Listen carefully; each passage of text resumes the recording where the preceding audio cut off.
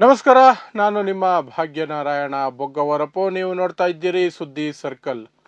ರಾಹುಲ್ ಗಾಂಧಿ ಆಗಾಗ ಹೇಳ್ತಾ ಇರ್ತಾರೆ, ಕಾಂಗ್ರೆಸ್ಸಿನ ಒಳಗೆ ಅಂದರೆ ಅವರದೇ ಪಕ್ಷದ ಒಳಗೆ RSS ಮನಸ್ಥಿತಿಯವರು ಒಂದಷ್ಟು ಜನ ಇದ್ದಾರೆ, ಅವರನ್ನು ಹುಡುಕಿ ಹೊರಗಡೆ ಹಾಕಬೇಕು ಅಂತ. ಆದರೆ ಕರ್ನಾಟಕದಲ್ಲೊಬ್ಬರು ಮಹಿಳಾ ಶಾಸಕಿ, ಕಾಂಗ್ರೆಸ್ಸಿನ ಮಹಿಳಾ ಶಾಸಕಿ, ಹುಡುಕುವ ಅವಶ್ಯಕತೆ ಇಲ್ಲ ಬ್ರದರ್, ನಾನೇ ಮೇಲೆ ಬಂದು ಕೈ ಎತ್ತಿ ನಿಂತ್ಕೊಳ್ತೀನಿ ನೋಡಿ ಅಂತ ಅವರೇ ಹೊರಗೆ ಬಂದು, ನಾನು ಖುದ್ದು ಮುಚ್ಚಿ ಏನು ಮಾಡಲ್ಲ, ಓಪನ್ ಆಗಿ ಮಾಡ್ತೀನಿ, ನಾನು RSS ಮನಸ್ಥಿತಿಯವಳು ಅಂತ ನಿರೂಪಣೆ ಮಾಡಿದ್ದಾರೆ. ಅದು ಯಾರು ಅಲ್ಲ, ಮೂಡಿಗೆರೆಯ ಶಾಸಕಿ ನಯನಾ ಮೋಟಮ್ಮ ಅವರು ಏನು ಮಾಡಿದ್ರು, ಮುಂದೆ ಕಾಂಗ್ರೆಸ್ಗೆ ಧೈರ್ಯ ಇದೆಯಾ ಕ್ರಮ ಕೈಗೊಳ್ಳೋದಕ್ಕೆ, ಅದೆಲ್ಲದರ ಬಗ್ಗೆ ಈ ಒಂದಷ್ಟು ಮಾತಾಡೋಣ. ಏನು ನಡೀತು ನಿಮಗೆ ಗೊತ್ತಿರೋ ಹಾಗೆ, ನಯನಾ ಮೋಟಮ್ಮ ಅವರ ಮಗಳು. ಮೋಟಮ್ಮ 3 ಬಾರಿ ಕಾಂಗ್ರೆಸ್ನಿಂದ ಶಾಸಕರಾದವರು, ಮಂತ್ರಿಯಾದವರು, 2 ಬಾರಿ ವಿಧಾನ ಪರಿಷತ್ತಿಗೂ ಸಹ ಹೋಗಿದ್ದರು, MLC ಆಗಿ. ಅಷ್ಟೆಲ್ಲ ಅಧಿಕಾರವನ್ನು ಪಡೆದಿದ್ದಾರೆ. ಆ ನಂತರ ಈಗ ಮಗಳಿಗೆ ಅವಕಾಶವನ್ನು ದೊರಕುವಂತೆ ನೋಡಿಕೊಂಡಿದ್ದಾರೆ. ಅವರು ಮೊನ್ನೆ 2023ರಲ್ಲಿ ನಡೆದಂತಹ ಚುನಾವಣೆಯಲ್ಲಿ ಅಲ್ಪ ಮತಗಳ ಅಂತರದಲ್ಲಿ, ಕೇವಲ 700 ಚಿಲ್ಲರೆ ಮತಗಳ ಅಂತರದಲ್ಲಿ BJP ಅಭ್ಯರ್ಥಿಯನ್ನು ಸೋಲಿಸಿ ಮೂಡಿಗೆರೆಯಿಂದ ಶಾಸಕರಾಗಿದ್ದಾರೆ. ಅತ್ಯಂತ ಕಿರಿಯ ಶಾಸಕಿ ಅನ್ನುವಂತಹ ಕೀರ್ತಿಯನ್ನು ಸಹ ಅವರು ಹೊತ್ತುಕೊಂಡಿದ್ದಾರೆ. ಆದರೆ ಅವರು ನಿನ್ನೆ ದಿಢೀರಂತ ಈ ಪ್ರಮೋದ್ ಮುತಾಲಿಕ್ ಅಂತ ಒಬ್ಬ ಇದ್ದಾನೆ, ಅವನಿಗೆ ದಿನ ಬೆಳಗಾದ್ರೆ ಮುಸ್ಲಿಮರ ವಿರುದ್ಧ ದ್ವೇಷ ಕಾರೋದು, ಸಮಾಜದಲ್ಲಿ ಬೆಂಕಿ ಹಚ್ಚೋದು, ದ್ವೇಷ ಭಾಷಣ ಮಾಡೋದು, ಕೆಟ್ಟ ಕೊಳಕ ಮಾತಾಡೋದು, ಅಸಹ್ಯವಾದ ಕೆಲಸಗಳನ್ನು ಮಾಡೋದು, ಸಮಾಜಕ್ಕೆ ಕಿರಿಕಿರಿ ಮಾಡುವಂಥದ್ದು, ಇದೇ ಕೆಲಸ ಅವನಿಗೆ. ಅಂಥ ಕೋಮು ಕ್ರಿಮಿ ಅಂಥ ಕೋಮು ಕ್ರಿಮಿಯನ್ನ ಪಕ್ಕದಲ್ಲಿ ಕೂರಿಸ್ಕೊಂಡು ಅದೇ ವೇದಿಕೆಯ ಮೇಲೆ ನಯನಾ ಮೋಟಮ್ಮ ಕೂತಿದ್ರು. ಕೇವಲ ಕೂತಿದ್ದರೆ ಸಮಸ್ಯೆ ಆಗ್ತಿರ್ಲಿಲ್ಲ, ನಾವು ಕೂತಿರೋದು ಸಮಸ್ಯೆನೇ. ಯಾರು ಅಂತಹ ಕ್ರಿಮಿ ಜೊತೆ ಯಾರು ಕೂತ್ಕೋಬಾರದು. ಅದರಲ್ಲೂ ನಾವು ಜಾತ್ಯತೀತರು, ಮುಸ್ಲಿಮರ ತಲೆ ಕಾಯ್ತೀವಿ, ಅಲ್ಪಸಂಖ್ಯಾತರ ತಲೆ ಕಾಯ್ತೀವಿ, ದಲಿತರ ತಲೆ ಕಾಯ್ತೀವಿ ಅಂತೆಲ್ಲ ಹೇಳಿ ಆ ಮೂಲಕ ಮತಗಳನ್ನು ಪಡ್ಕೊಂಡು ಚುನಾವಣೆಗಳನ್ನು ಗೆದ್ದಿರುವಂತಹ ಯಾರೇ ಆಗಲಿ, ಕಾಂಗ್ರೆಸ್ನವರು ಅಥವಾ ಯಾವುದೇ ಜಾತ್ಯತೀತ ಅಂತ ಕರೆಸ್ಕೊಳ್ಳುವಂತಹ ಯಾವುದೇ ಪಕ್ಷದ ಹೆಸರಲ್ಲಿ ಜಾತ್ಯತೀತ ಇದ್ದ ಮಾತ್ರಕ್ಕೆ ಜಾತ್ಯತೀತ ಅಂತಲ್ಲ, ಆ ರೀತಿಯಾಗಿ ಬಿಂಬಿಸಿಕೊಳ್ಳುವಂತಹ, ಯಾಕಂದರೆ JDS ಅಲ್ಲೂ ಜಾತ್ಯತೀತ ಇದೆ, ಅವರು ಹೋಗಿ BJP ಗುಲಾಮರಾಗಿದ್ದಾರೆ, ಕೋಮುವಾದಿಗಳು ಗುಲಾಮಗಿರಿ ಮಾಡ್ತಿದ್ದಾರೆ. ಹಾಗಾಗಿ ಜಾತ್ಯತೀತ ಅನ್ನೋದು ಪಕ್ಷದ ಹೆಸರಲ್ಲ, ಅವರು ಹೇಳಿಕೊಳ್ಳುವಂತೆ ಹೌದು ನಾವು ಈ ರೀತಿ ಅಂತ ಬಿಂಬಿಸ್ಕೊಳ್ಳುವಂತೆ ಜಾತ್ಯತೀತರಾಗಿರುವಂಥವ್ರು ಯಾರೂ ಸಹ ಈ ಪ್ರಮೋದ್ ಮುತಾಲಿಕ್ನಂತ ಕೋಮು ಕ್ರಿಮಿಯ ಪಕ್ಕದಲ್ಲಿ ಕೂತ್ಕೊಳ್ಳೋದಿಲ್ಲ, ಅವನ ಜೊತೆ ವೇದಿಕೆ ಹಂಚ್ಕೊಳ್ಳೋದಿಲ್ಲ, ಸಾಧ್ಯನೇ ಇಲ್ಲ. ಆದರೆ ಈ ಮೇಡಮ್ಮು ನಯನಾ ಮೋಟಮ್ಮ ವೇದಿಕೆ ಹಂಚ್ಕೊಂಡ್ರು. ಆ ನಂತರ ತಾನು ಕಾಂಗ್ರೆಸ್ನಲ್ಲಿ ಇರ್ತೀನೋ ಇರಲ್ವೋ ಅನ್ನೋದ್ರ ಬಗ್ಗೆ ಅನುಮಾನ ಮೂಡಿಸೋ ಹಾಗೆ ಮಾತಾಡಿದ್ರು. ಈಗ ನಾನು ಕಾಂಗ್ರೆಸ್ಸಲ್ಲಿ ಇದ್ದೀನಿ, ಮುಂದಿನ 3 ವರ್ಷದಲ್ಲಿ ಏನಾಗುತ್ತೋ ಗೊತ್ತಿಲ್ಲ, BJPಗೆ ಹೋಗ್ತೀನಾ, BSPಗೆ ಹೋಗ್ತೀನಾ, SDPIಗೆ ಹೋಗ್ತೀನಾ, ಏನು ಬೇಕಾದರೂ ಆಗ್ಬೋದು, ಅದು ಆವಾಗಿನ ಚರ್ಚೆ, ಈಗ ಆ ಚರ್ಚೆ ಬೇಡ ಅಂತ ಅವರೇ ಚರ್ಚೆ ಮಾಡಿಬಿಟ್ರು. ಅಷ್ಟೆಲ್ಲ ಮಾತಾಡಿದ್ದಕ್ಕೆ ಏನಕ್ಕೆ ಅಂದರೆ ಅವರಲ್ಲಿ ಒಳಗಡೆ ಸಿಟ್ಟಿತ್ತು. ಯಾಕೆಂದರೆ ಈ ಪ್ರಮೋದ್ ಮುತಾಲಿಕ್ ಅನ್ನುವಂತಹ ಅಯೋಗ್ಯ ಕೋಮುವಾದಿ ಕ್ರಿಮಿಯ ಜೊತೆಯಲ್ಲಿ ನೀವು ವೇದಿಕೆ ಹಂಚ್ಕೊಳ್ತಿದ್ದೀರಾ ಅಂತ ಇನ್ವಿಟೇಷನ್ ಬಂದ ತಕ್ಷಣ ಟ್ರೋಲಿಂಗ್ ಸ್ಟಾರ್ಟ್ ಆಯಿತು. ಆ ಟ್ರೋಲಿಂಗಿಂದ ಮೇಡಮ್ ಅವರು ಡಿಸ್ಟರ್ಬ್ ಆಗಿಬಿಟ್ಟಿದ್ರು, ಸಿಟ್ಟು ಮಾಡಿಕೊಂಡ್ರು. ಹಾಗಾಗಿ ಕೇಸರಿ ಶಾಲು ಟೈಟ್ ಹಾಕೊಂಡು ಬಂದು ಈ ಡೈಲಾಗ್ಗಳನ್ನು ಹೊಡೆದ್ರು. ಇಷ್ಟಕ್ಕೆ ನಿಲ್ಲಿಸಲಿಲ್ಲ, ತನ್ನ ತಾಯಿಗೆ ಇದ್ದಂತಹ ಅಥವಾ ತನ್ನ ತಾಯಿ ಮಾಡಿದಂತಹ ಕೋಮುವಾದಿಗಳ ವಿರೋಧಿ ನಡೆಯನ್ನು ಇವರು ತಪ್ಪು ಅನ್ನೋ ರೀತಿ ಮಾತಾಡಿದ್ರು. ಏನು ಮೋಟಮ್ಮ ಅವರು ಒಂದು ಕಾಲದಲ್ಲಿ ಪ್ರಮೋದ್ ಮುತಾಲಿಕ್ಕು ಮತ್ತು ಪ್ರವೀಣ್ ತೊಗಾಡಿಯಾ ಇಂಥವರೆಲ್ಲ ಇದ್ರಲ್ಲ, ಬಾಬಾ ಬುಡನ್ಗಿರಿ ವಿಚಾರವಾಗಿ ಅಲ್ಲಿ ಬಂದು ದೊಂಬಿ ಗಲಾಟೆ ಮಾಡಬೇಕು, ಮೂಡಿಗಿರಿ ಸುತ್ತಮುತ್ತ ಚಿಕ್ಕಮಗಳೂರಲ್ಲೆಲ್ಲ ಮಾಡಬೇಕು ಅಂತಿದ್ದಾಗ ಅವ್ರು ಹೇಳಿದರು, ಇಲ್ಲಿಗೆ ಬಂದರೆ ಜನ ಕೈಕಾಲು ಮುರಿತಾರೆ ಅಂತ.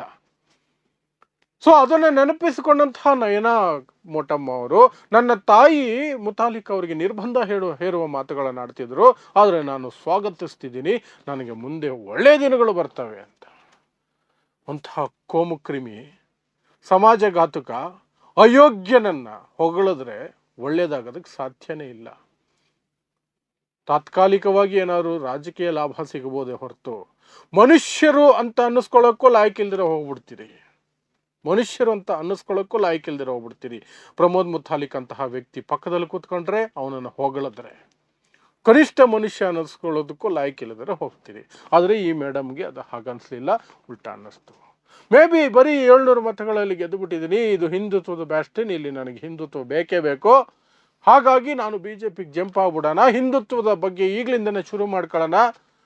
ಏನು ಮಾಡೋಕ್ಕಾಗಲ್ಲ ಕಾಂಗ್ರೆಸ್ ಕೈಯಲ್ಲಿ, ಕಾಂಗ್ರೆಸ್ ಅವರು ತಾಕತ್ತೇನು ಅಂತ ನನಗೆ ಗೊತ್ತು. ಕೋಮುವಾದಿಗಳನ್ನು ಯಾವ ರೀತಿ, ಕೇಸರಿ ಶಾಲೆ ಹಾಕೊಂಡಿರೋರನ್ನ ಯಾವ ರೀತಿ ಎಲ್ಲ ಇವರು ನಡೆಸ್ಕೊಳ್ತಾರೆ ಅಂತ ನನಗೆ ಗೊತ್ತು. ಅವ್ರನ್ನ ಕಂಡ್ರೆ ಹೆದರಿ ಸಾಯ್ತಾರೆ ಕಾಂಗ್ರೆಸ್ ಅವರು. ಸಿದ್ದರಾಮಯ್ಯ ಸರ್ಕಾರಕ್ಕೆ ಭಯ, ಪರಮೇಶ್ವರ್ ಅವ್ರಿಗೂ ಭಯ, ಅವರು ಯಾರನ್ನು ಏನು ಮಾಡೋದಿಲ್ಲ ಹಿಂದುತ್ವದ ಹೆಸರಿನಲ್ಲಿ ಮಾಡೋರಿಗೆ, ಹಾಗಾಗಿ ನನ್ನ ಮೇಲೂ ಏನು ಕ್ರಮ ಆಗೋದಿಲ್ಲ. DK ಶಿವಕುಮಾರ್ಗೂ ಭಯ ಇದೆ, ಏನು ಮಾಡಲ್ಲ. ಆ ಧೈರ್ಯದ ಮೇಲೆ ಮೇಡಮ್ ಅವರು ಭಾಷಣದ ಮೇಲೆ ಭಾಷಣ ಬಿಗಿದ್ಬಿಟ್ರು. ನಾನು ಹಿಂದೂ ದಲಿತೆ, ನಾನು ಇಲ್ಲಿಗೆ ಬಂದಿದ್ದೀನಿ, ಶಾಸಕಿಯಾಗಿ ಬಂದಿದ್ದೀನಿ. ಸೂಪರ್ ಡೈಲಾಗುಗಳು ಸಿಕ್ಕಾಪಟ್ಟೆ ಮಾತಾಡೋದು. ಅದಕ್ಕೆ ಪ್ರತಿಕ್ರಿಯಿಸಿರುವಂತಹ ಮೋಟಮ್ಮ ಅವರು, ಅವರ ತಾಯಿ, ಅವರ ವರ್ಚಸ್ಸಿನ ಮೇಲೆ ಇವರು MLA ಆಗಿರೋದು. ನಯನಾ ಮೋಟಮ್ಮ ಅವರೇನು ದೊಡ್ಡ ಸಾಧನೆ ಏನು ಮಾಡಿಲ್ಲ, ಅಲ್ಲಿ ಜನಕ್ಕೆ ಪರಿಚಯನೇ ಇರಲಿಲ್ಲ, ಮೋಟಮ್ಮ ಮಗಳು ಅಂತಲೇ ಆಯ್ಕೆ ಮಾಡಿರೋದು. ಅವರು ಶಾಕಿಂಗ್ಲಿ ಇದನ್ನು ಸಮರ್ಥಿಸ್ಕೊಳ್ತಿದ್ದಾರೆ. ಅವಳು ಆ ರೀತಿ ಹೇಳಲಿಲ್ಲ, ನನ್ನ ಮಗಳು ಈ ರೀತಿ ಅರ್ಥ ಮಾಡ್ಕೊಂಬಿಟ್ರಿ, ಆ ರೀತಿ ಈ ಹಳಸೋಗಿರೋ ಸಿದ್ಧಾಂತದ ಮಾತುಗಳು ಅಥವಾ ಹಳಸೋಗಿರೋ ಕಾರಣಗಳು ಕೊಡೋದಿದೆಯಲ್ಲ, ಇದನ್ನು ಬಿಡಬೇಕು ಇವರು. ಒಂದು ಧೈರ್ಯವಾಗಿ ದಮ್ಮಿದ್ರೆ ನೇರವಾಗಿ ಒಪ್ಕೋಬೇಕು, ಎಸ್ ನಾವು ಹಿಂಗೆ ಮಾಡ್ತಿದ್ದೀವಿ ಏನೀಗ ಅಂತ. ಅದನ್ನು ಬಿಟ್ಬಿಟ್ಟು ಮಾಡೋದು ಅದನ್ನು ಮುಚ್ಚಿಟ್ಕೊಳ್ಳೋಕ್ಕೆ ಹಂಗಲ್ಲ, ತಪ್ಪಾಗಿ ಅರ್ಥೈಸಿದ್ದೀರಿ, ತಪ್ಪು ಗ್ರಹಿಕೆ, ಕಿರ್ಚಿದ್ದೀರಿ, ಈ ಡೈಲಾಗುಗಳೆಲ್ಲ ತುಂಬ ಹಳಸಾಗೋಯ್ತು. ಮೋಟಮ್ಮ ಅವರು ಅದನ್ನೇ ಮಾಡೋಕ್ಕೆ ಟ್ರೈ ಮಾಡಿದ್ರು, ಅದು ಸಫಲ ಆಗಲ್ಲ. ಸೊ ಎಲ್ಲಿ ಇದೆಲ್ಲ ನಡೆದಿದ್ದು ಅಂದರೆ ಮೂಡಿಗೆರೆಯಲ್ಲಿ ಯಾವುದೋ ಒಂದು ಗುಂಪು, ಆ ಗುಂಪಿನ ಹೆಸರು ಹಿಂದೂ ಸಂಗಮ ಮಹಾರ್ಯಾಲಿ ಅಂತೆ. ಅವರು ಅಲ್ಲಿ ಒಂದಷ್ಟು ಗುದ್ದಲಿ ಪೂಜೆ ಇಟ್ಕೊಂಡಿದ್ರಂತೆ, ಲೋಗೋ ಬಿಡುಗಡೆ ಇಟ್ಕೊಂಡಿದ್ರಂತೆ, ಅದಕ್ಕೆ ಈ ಅಮ್ಮನ್ನ ಕರೆದಿದ್ರಂತೆ ಮೇಡಮ್ನ. ಈ ಮೇಡಮ್ ಹೋಗಿದ್ದಾರೆ. ಫಸ್ಟ್ ಆಫ್ ಆಲ್ ಎಂತಹ ಜಾಗಕ್ಕೆ ಪ್ರಮೋದ್ ಮುತಾಲಿಕ್ ಅಂತಹ ಕೋಮು ಕ್ರಿಮಿ ಬರೋ ಜಾಗಕ್ಕೆ ಕರೆದ ತಕ್ಷಣ ನಿರಾಕರಿಸಬೇಕಾಗಿತ್ತು.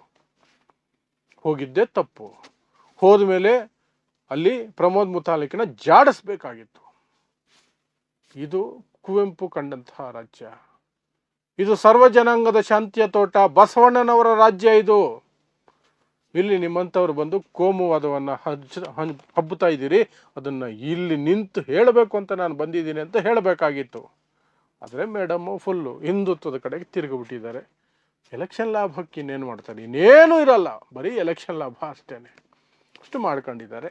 ಇಷ್ಟು ಮಾಡಿ ಈಗ ನಯನಾ ಮೋಟಮ್ಮ ಅವರು ಚರ್ಚೆಗೆ ಬಂದುಬಿಟ್ಟಿದ್ದಾರೆ.